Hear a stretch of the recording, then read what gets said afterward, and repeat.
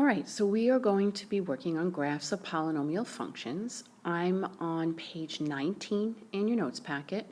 Last night you watched an Edpuzzle video, right? So you should already have page 19, number 1, done and completed. And I'm going to be looking at numbers 2, 3, and 4. Now, for my classes, you already should have attempted to do 2, 3, and 4, and now all you're doing is checking your work. Please make sure you are taking notes in your notes packet. All right. Now, that all being said, public service announcements done. Let's look at what this is asking for. It says, what are the, let's start with this one. How about that? What are the roots? Okay, remember roots just mean, if you're looking at your picture of your graph, where I hit the x-axis, where the graph hits the x-axis. So roots are the same thing as solutions. They are the same thing as your zeros. Look at the top of the page of 19 underneath where it says graphs of polynomial functions. It says it right there. Roots, zeros, solutions are the x values at which the function crosses or touches the x-axis. All right, so then this should really be pretty straightforward. You can write your answer in two ways. You can use the curly brackets, like I have here. Please make sure that you try to arrange your numbers from least to greatest. Or you can just say x equals -4, x equals 2, x equals 5. All right, so now moving on to number 3, same thing. It's asking for the zeros, which, again, is the same thing as the roots, same thing as solutions. Now, here we're not given a graph. Do not overthink this question. All you have to do is plug this into your y1 in your calculator and get yourself a picture. Okay, so if you didn't do that, and you didn't think to do that, the same thing with this one. Take a minute, pause the video, put those in your y1, and just do a little brief sketch over here and brief sketch over here, and get a picture, and we can go from there. So this is the graph of f of x for number 3. And just, again, a brief sketch. I see that I hit the x-axis at -3, at -1, and at +5. Okay, so those would be your zeros. So you can write them in curly brackets, or you can write them x equals, x equals, x equals. I'm just going to kind of take the path of least resistance here. So -3, -2, and then comma 5. That's supposed to be a curly bracket, sorry. All right, so let's do the same thing with number 4. Now, when I do number 4, and I look at that picture, it kind of goes like this. Okay, so there's that function. Now, let's talk about this, though, because if you read very carefully, it says how many, look at this word, negative solutions. Okay, so just be very, very careful. It's asking for negative solutions. And so when it wants negative solutions, you only want to know where your graph is hitting the negative x-axis. And this graph is never hitting this negative x-axis. First of all, this picture only has one solution, and that solution is a positive number. So how many negative solutions are there? I'm going to say there are none. Okay, so none.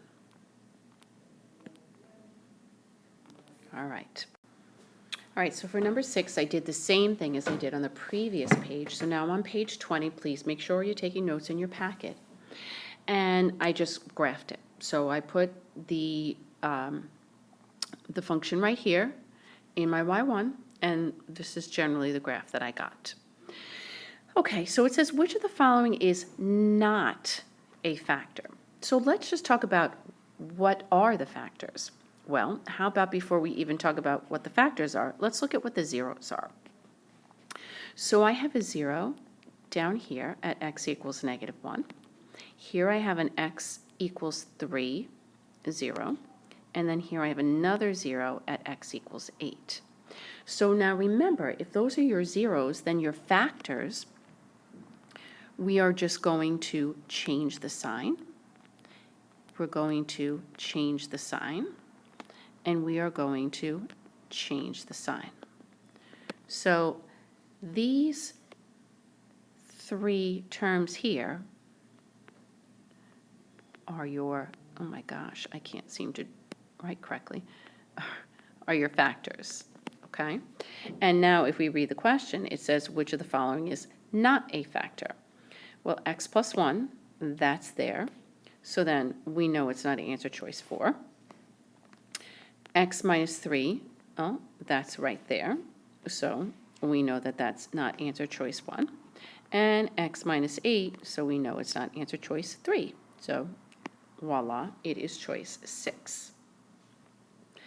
Okay, now, when it comes to number 7, I would follow the similar pattern that I just did on number 6 and I did on the previous page on number 3 and 4. And basically what you're going to do is you're going to try each one of these graphs.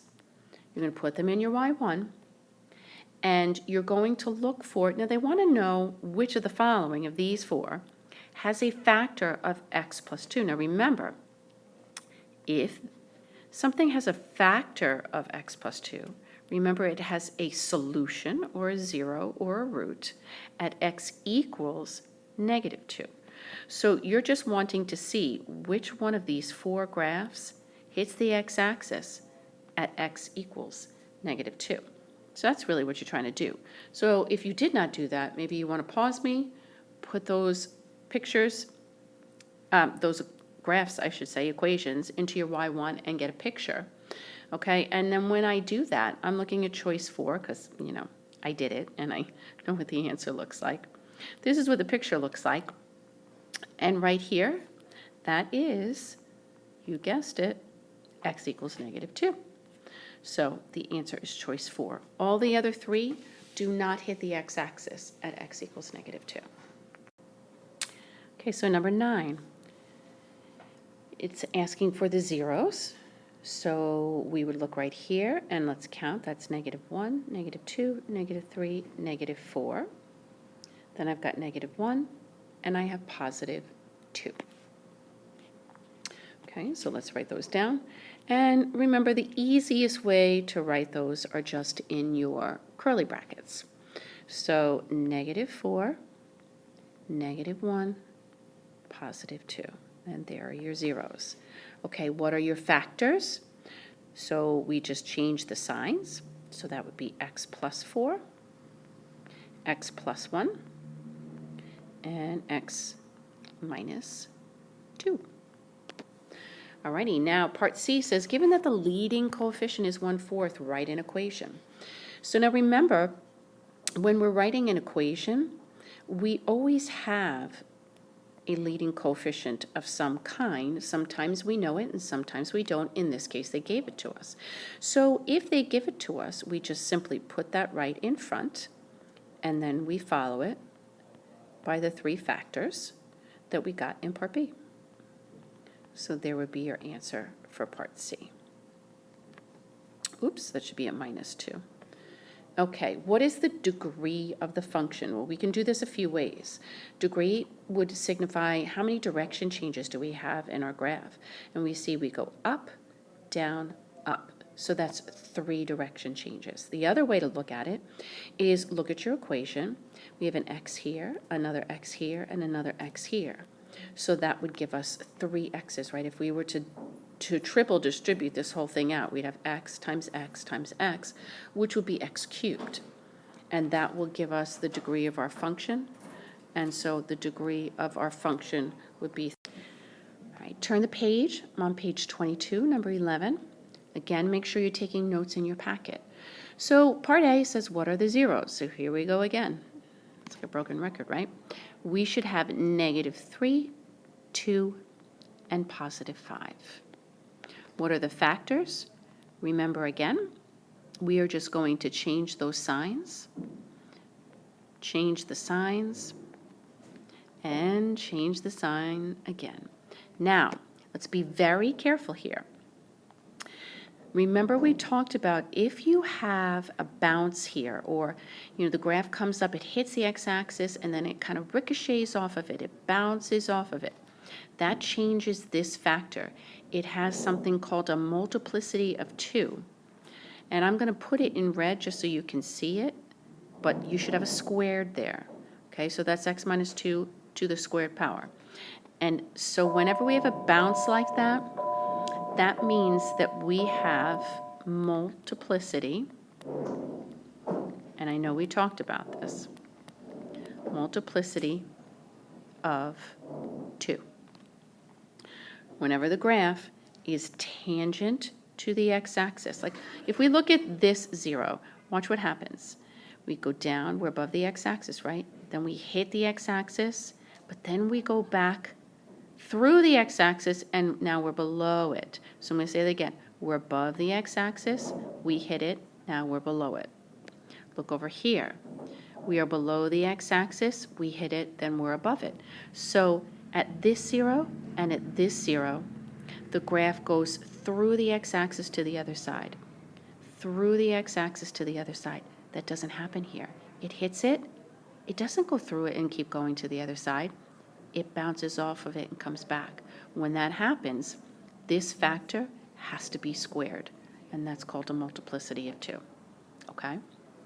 All right, enough of that. Then let's look at part C. So we're writing the equation and it gave us the leading coefficient. So we're going to have f of x equals, the leading coefficient is a 1, and then we're simply going to we're just repeating what we have in part B, x plus 3, x minus 2, don't forget to square that quantity, and oof, I'm going to try to squeeze this in, x minus 5. Oops, I'm so sorry, that's ugly, but that is an x, that is a minus 5 right there, okay? All right, and what is the degree? Well, we can see how many direction changes that we have here. So we've got 1, 2, 3, 4. So our degree would be 4. Another way we can look at it is let's count the x's here. I've got 1. Here, be careful. I have 2. So 1, 2 here, and another 1 here. So that's 1, 2, 3, 4. Okay, so the degree of your polynomial is degree 4. 12, we have got a 0 at -2. We have a 0 at 0. And we have a 0 at +2 right there. Okay, so that means my factor for that would be x plus 2. Now, just be a little careful with this one. I could write it as like x minus 0. I could really write it as x plus 0. But any way you look at that, isn't that just x? Think about it. X minus 0 is x. X plus 0 is x. So, and then this one, I would write that as x minus 2.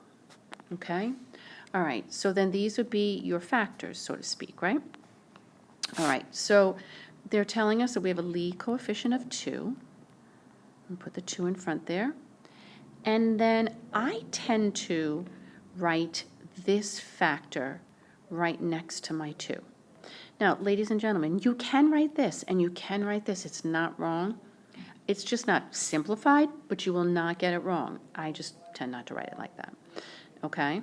And then I'm going to put the x plus 2 next to it and the x minus 2 next to that. And that would be your equation of the function. 13. I just took the zeros, changed the sign to get its factor, changed its sign to get its factor, changed its sign to get a factor. Okay? Also, something that I did not say in number 12, which is similar to number 13, is look at all 3 of these zeros. Watch. I go from above the x-axis, I hit it, and then I go past it. I go from below the x-axis, I hit it, and then I go past it. I go from above the x-axis, I hit it, and then I go past it. So none of these have multiplicity 2. We're not doing any of that bouncing that we were doing on number 11. Okay? So then that being the case, when it's asking you for the equation, and this one says that the leading coefficient is a -1, we simply are just going to write x plus 3, x plus 1, and x minus 2. Okay, so just remember, not that it was like, not that we're doing this on number 12 or 13, but again on number 11, remember one of these factors was squared, and that was because the graph bounced off that x-axis at that particular 0, which is not happening here, okay? So number 14, I just wrote what the zeros were. So I have x equals -3, x equals +2, and x equals 4, which would then turn this factor into x plus 3, this factor into x minus 2, and this factor into x minus 4. And I have no bouncing. In other words, again, I'm going from below to above. I'm going from above to below. I'm going from below to above. Okay, so if you're like, Miss Carter, what the heck are you talking about with that whole bouncing bit? Again, just remember, it would be like if I went like that. Okay, I have a bounce here. So I have a 0 here, and I have a 0 here. But this one bounces. When it bounces like this, that's when one of these terms would be squared. So my point being is if this was at x equals 3, then its factor, which is x minus 3, would have a squared by it. Okay? We don't have that going on for number 14. So now, if you just look at what I have right here, you're going to go up top, look at choice 1, 2, 3, and 4, and you're going to find something that has that. Okay? And you should see that that would be choice 1. Make sure that you're taking notes. Alrighty, lastly, I am on page 25, number 18, and if I look at my graph, I see that I have a 0 at -3, at +2, and at +3. So I have x equals -3, I have x equals +2, and I have x equals +3, right? Those are your zeros, which then would mean that my factor here will be x plus 3. My factor for the next one would be x minus 2. And my factor for the last one would be x minus 3. Okay? All right, well, I don't see that in any of my 4 answer choices. So what I'm going to try to do is see if I can get any of the choices to match what I have right here in my red box. All right, so let me try choice 1 first. Let's put that down there. And so I have p of x, right, equals, and then I'm looking at the fact that I have x squared minus 9, and I do know that that's dots. So I know that x squared minus 3, when I factor that, is x plus 3, x minus 3, and then I'm just going to bring down that x minus 2 for the ride. And if you look at this, that is exactly what I have right there, okay? And then it would be choice 1. Now, just to show you, it can't be this because this is not dots. We cannot factor this, so that's done. Now, as far as choice 2 and choice 3, I'm not going to require you to do this, but just remember when you have 4 terms, we group the first 2 and the second 2, and then we would take out a GCF, okay? So that's another option for you if it came down to the fact that, let's just say, you know, choice 1 wasn't an answer choice that would match this, then we would, you know, try grouping and factoring further. But we got our answer the first time out. Please make sure that you took notes and your homework is the Edpuzzle equations of polynomial functions. So if you have extra time left in the period right now, that's what you should be starting, okay?